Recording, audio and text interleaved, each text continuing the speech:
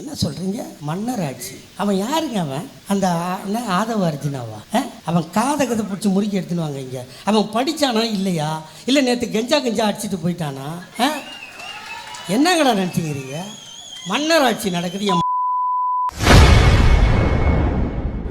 அண்மையில் நீக்கப்பட்ட விசிக துணை பொதுச் செயலாளர் ஆதவ் அர்ஜுனாவை திமுக பேச்சாளர் சிவாஜி கிருஷ்ணமூர்த்தி காது கூசும் அளவில் ஆபாச வார்த்தைகளால் திட்டியிருக்கும் வீடியோ வைரலாகி வருகிறது.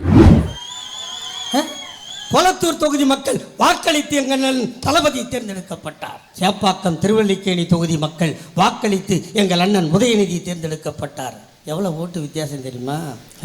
1000 2000 அட முண்டக்கலப்பிக்கு பிறந்த முண்டக்கலப்பை 70,000 ஓட்டில் ஜெயிச்ச ஒரு மாவீரன் எங்கள் அண்ணன் உதயநிதிடா.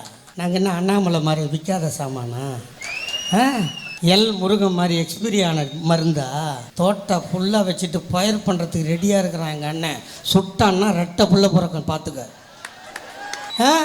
நான் எதுக்கோ கிளம்பி வந்தேன். என்ன நினச்சிட்டு இருக்கீங்க? வரவும் போகலாம் ஏறிட்டு போகிறதுக்கு எங்கள் அண்ணன் அனாதை பிள்ளையாடா. கிட்டத்தட்ட 2 கோடி தொண்டை இருக்கான். ஆளுக்கு ஒரு கல் எடுத்து அடிச்சான்னா உடம்புல ஒரு செதை மிஞ்சாது. ஜாகிரதையாக பேசு. ஆதவு அர்ஜுனாவாக இருக்குது. நீ அர்ஜுனன் தபசு எவனாக இருந்தாலும் சரி, தலைமை உத்தரவில்லை. எங்களுக்கு ஆட்சின்னு இருக்குது.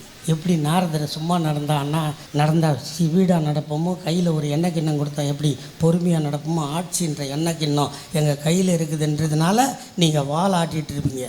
பார்த்துக்குங்க. எங்கள் அண்ணனுக்கு பிறந்த நாள். அவர் உடனே சொல்கிறான், கலைஞருக்கு பின்னாடி ஸ்டாலினுக்கு பின்னாடி உதயநிதி. என்ன அவன் தெரியுமா வரலாறு உனக்கு?